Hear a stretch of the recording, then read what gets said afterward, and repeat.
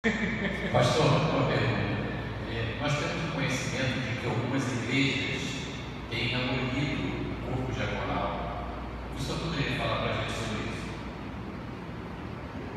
Eu vou até mais além. Tem o pessoal que abole e tem o pessoal que trabalha com rotatividade. Eu fico pensando se fizessem isso comigo. Ah, tem pastor que não presta, então a gente não precisa mais de pastor. Tem pastor que faz coisa errada, então a igreja não precisa mais de pastor. Tem pastor que mente, então não precisa mais de pastor. Então a gente não pode confundir o ministro com o ministério. Eu sei que eu estou muito, mas muito longe do que o ministério exige de mim, e por isso eu preciso perseguir isso.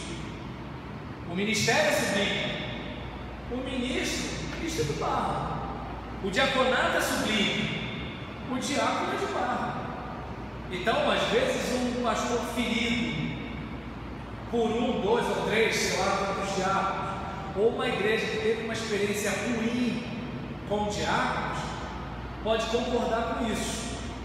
Mas agora, se a gente usar esse mesmo tipo de ação para o ministério pastoral, imagina, nossa igreja não tem pastor não, porque o pastor dá muito problema. Aí eu pergunto, quem na igreja concorda com isso? Ninguém. Só que, de acordo com a nossa declaração doutrinária, a nossa eclesiologia batista não dá ênfase para apóstolo, para profeta, para evangelista, para mestre, mas dá ênfase para pastor e diácono na eclesiologia. Onde tem pastor, tem que ter diácono. Onde tem diácono, tem que ter pastor, se for uma igreja batista. Se a gente tem experiência ruim com o diácono, ou se tem experiência ruim com o pastor, a gente precisa rever como a nossa igreja trabalha. Por quê? O diácono ruim ou o diácono equivocado, ele não botou uma arma na cabeça de alguém e falou assim: olha, eu tenho que ser diácono aqui. Não foi assim.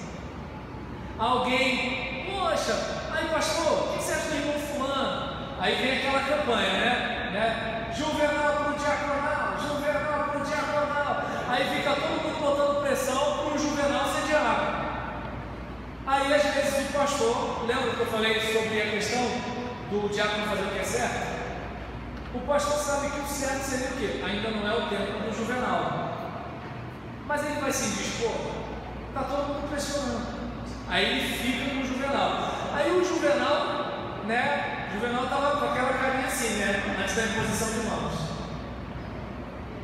Depois da imposição de mãos, o Juvenal ficou na paz. E aí, o que aconteceu? Ah, mas o ministério diaconal. O ministério diaconal é um problema para a igreja. Não, não é. Não. A questão é que a igreja trouxe alguém como Juvenal para o ministério diaconal. Então, o que eu acabei de falar para o nosso irmão ali sobre o ministério pastoral, eu falo para o ministério diaconal. Numa igreja batista, não dá para a gente culpar pastor e diácono sem culpar a assembleia. Numa igreja batista, não dá para culpar pastor e diácono sem culpar a igreja. Por quê? Numa outra denominação, o bispo, o presidente do campo, alguém chega e fala assim: ó, vai ser fulano.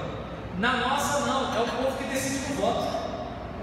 Então, se a gente mudou o horário do culto, a gente não pode reclamar do horário do culto, a gente que votou. Se a gente, por exemplo, tem igreja que vota a cor de parede, não vou comentar, né? Aí, por exemplo, não gostou da cor, agora aceita, vai comprar outra porque você não gostou, a igreja votou. Então, o que acontece? Em relação a isso, eu entendo que a própria igreja precisa parar para ver isso. Eu sou do pensamento que todo mundo quer o Juvenal. Juvenal é uma excelente pessoa, mas ele caminha bem com o nosso pastor? Se ele não caminha, ele vai entrar lá para quê? Então é aquele caso. E detalhe, mesmo que ele caminhe bem com o nosso pastor, ele caminha bem com o pastor, ou é porque ele se identifica com a pessoa do nosso pastor? Porque se ele caminha bem com o pastor, ele vai lidar com o pastor brincalhão, com o pastor sisudo, com o pastor velho, com o pastor jovem, com o pastor, né, metódico nos mínimos detalhes, com o pastor meio desleixado. E hoje a gente que vem, aniversário da igreja semana que vem, ele vai saber lidar com essa gente toda. Porque assim, tem aquele pastor que assim, tá tudo milimetricamente. E tem aquele que assim, ô irmão fulano, que dia que eu não sei o que mesmo, né? Então o que acontece? Se ele sabe lidar com o pastor, ele vai lidar com todo esse tipo. Se ele só sabe lidar com aquele perfil de pastor, coitado do que vier depois do pastor Jurandir. Entendeu? Ninguém aqui tem pastor Jurandir não, né, gente? Então tá bom. Então nesse caso, né, assim, em relação à questão da abolição, eu entendo que é errado. Errado em vários motivos. Errado biblicamente, porque a Bíblia prescreve. Errado doutrinariamente, porque a declaração doutrinária estabelece. Desculpa, né, quem faz diferente. Mas eu entendo que, se é uma igreja batista, está errada duas vezes, biblicamente e na declaração doutrinária. E assim, eu me sinto desconfortável porque eu sei que isso acontece. Mas agora eu não posso dizer que é certo numa igreja que disse que participaria da declaração doutrinária. Eu não posso dizer que é certo numa igreja que disse que diácono está na Bíblia. E se a igreja não entende que diácono está na Bíblia, ela não participa da declaração doutrinária. Então, ou seja, eu já fui de comissão para assuntos eclesiásticos que eu botei pé firme para insistir no desligamento de uma igreja. A igreja dá uma oferta para a convenção direta, mas ela estava errada naquela época do G12. E aí a gente foi, levou o assunto e tal, teve o desligamento, só que o nome continuava na convenção. Na assembleia eu cheguei lá e reclamei. É difícil? A igreja contribui, mas é o seguinte: nosso negócio é dinheiro, nosso negócio é gente. Então é a questão. Então eu entendo que está errado. E na questão da rotatividade, eu penso o seguinte: imagina, eu hoje sou pastor da igreja, daqui a 2 anos eu não sou. Aí eu fico igual vereador, né? Gente, olha aí, ó, vote em mim, Julião pastor, olha aí e tal. Aí no próximo mandato sou pastor de novo, aí depois eu não sou. Assim, e detalhe, não é nem questão de ser pastor. Quer dizer, não é nem questão de ser pastor da igreja, mas de ser pastor.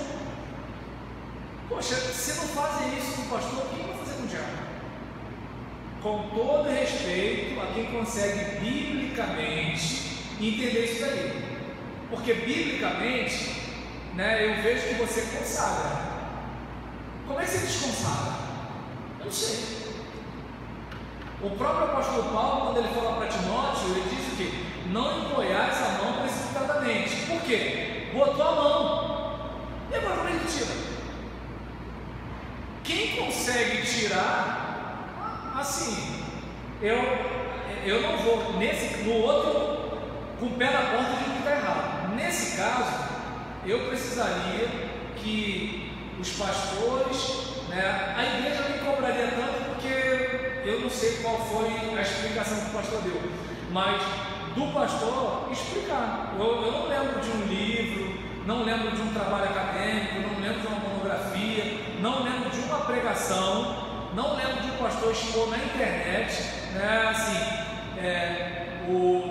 qual a biblicidade de diácono só por mandato. Eu não lembro. Assim, eu sei que você não perguntou, mas eu aproveitei a carona. Mas quanto à questão de abolir o ministério diaconal, a não ser que, se esse abolir, agora foi até bom você me lembrar, se esse abolir seja aquela questão de o ministério está todo vendido, e aí nisso, olha, nesse momento aqui, a gente está destituindo essa organização, fulano não deixou de ser diácono, está destituindo nesse momento aqui, e a gente vai fazer um trabalho, voltando tipo área de segurança, quando tem alguma coisa errada, todo mundo aqui na sala da tia Doquinha, e a gente vai estudar de novo. significado da palavra diácono. O que o diácono deve ser e fazer, e o diácono e o pastor, o diácono e a juventude, não sei o que,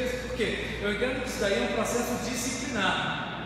É claro que, obviamente, eu acho que para fazer isso, não é nem a questão de investidura espiritual, mas é de capital político mesmo, porque investidura espiritual a gente respeita ali. Olha, Deus falou com o nosso pastor, a igreja ouviu, mas acho que o pastor faz isso e não abrir, a não ser que ele tenha um capital político.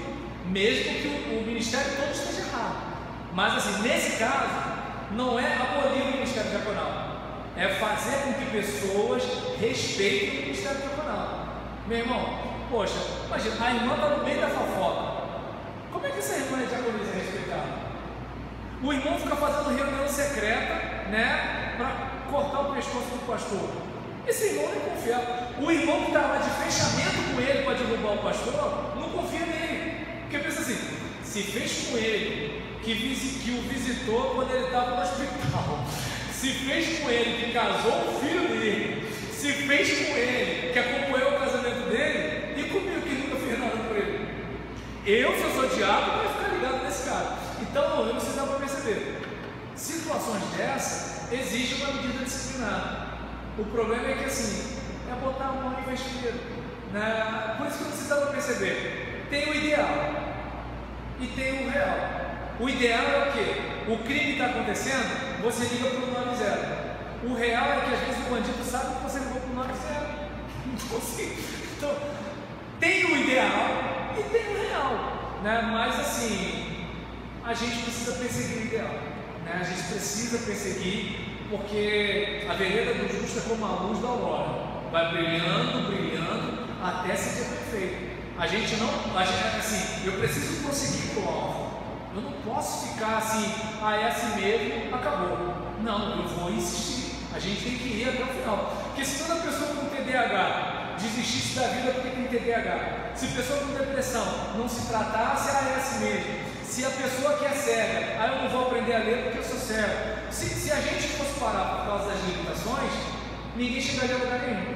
Então a gente precisa o quê? Olha, eu vou evoluir. Eu vou fazer alguma coisa, porque uma igreja que tem problema hoje, amanhã ela vai ter problema, mas não precisa ser esse mesmo problema. Então, não sei se eu cheguei a responder.